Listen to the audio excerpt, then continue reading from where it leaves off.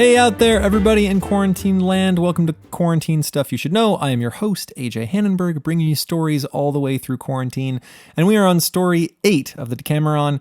If you don't know what any of the things I just said mean, you can go back and listen to my intro to the Decameron. And you can go even further back if you'd like and listen to episodes of our podcast where there are 3 of us, not just one, and we talk about all sorts of things instead of just telling stories from the Decameron.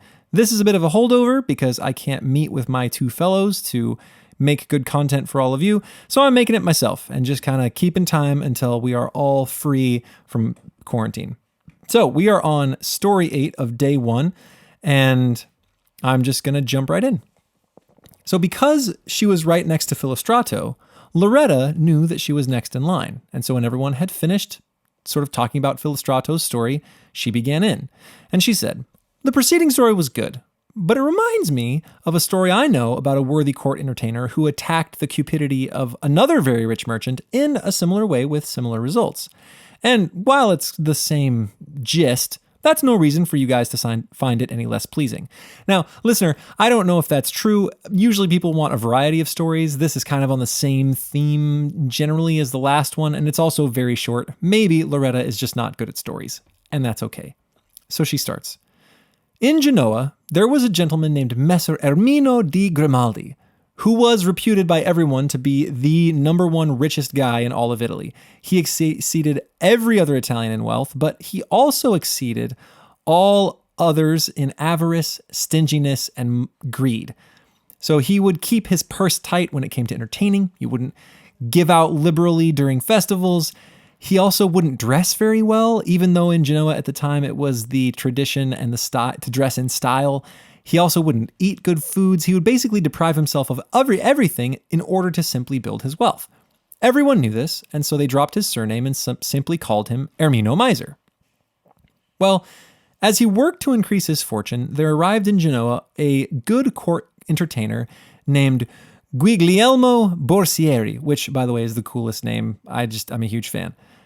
He was not like the current court entertainers, and she goes off on this huge diatribe about how current court entertainers are terrible, full of vice and awful people, and court entertainers way back in the day, their job was to arrange marriages and make friends and make peace and keep everyone entertained and praise virtue and make fun of vice and generally be these awesome, upstanding folks, even though they weren't rewarded very well. And isn't that terrible because now we have these awful court entertainers? So she goes on for a page and a half about how there's this huge difference, then realizes she's off on a bit of a rabbit trail and then returns to the story.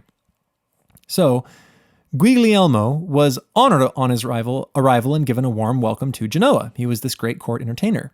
Well, after a few days, he had heard people talk of Messer Ermino's miserliness and avarice. So naturally, he wanted to meet the man. This guy seems like a crazy, greedy miser. Might as well get to know him.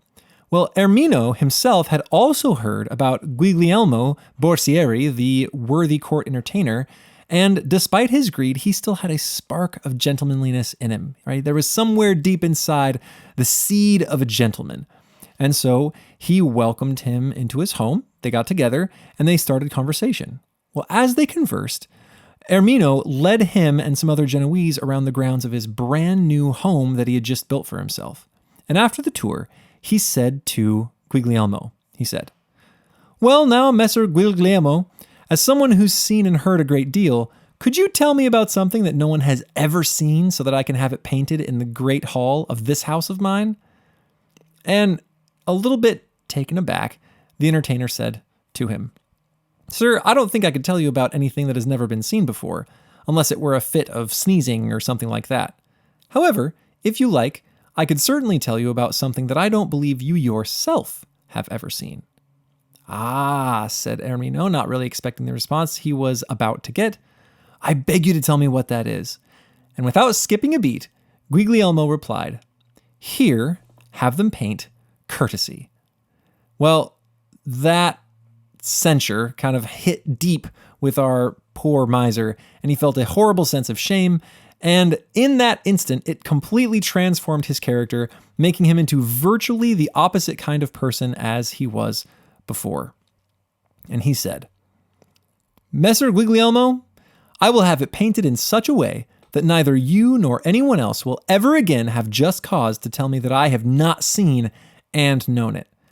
And he wasn't lying. That was the truth. He became one of the most liberal and the most liberal and affable of gentlemen, and entertained foreigners as well as fellow citizens more honorably than anybody else, and he spent his fortune on making everyone generally happy.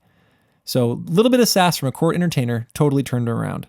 What kind of strikes me about this is the similarity to Mr. Scrooge, right? Mr. Scrooge was changed in an evening from a horrible miser. This guy was changed with one sassy quip. So I don't know. If you're a sassy person, maybe you should know that sometimes sass, that can do good in the world. And that's Thoughts with AJ for the day. All right, that's it for today. I'll see you guys. Well, you know what? I'm probably going to take a day off tomorrow. It's Easter, and so I'm going to give myself a one-day reprieve here from telling stories. I hope you guys have a wonderful Easter, and I will be back on Monday. Thanks. Bye.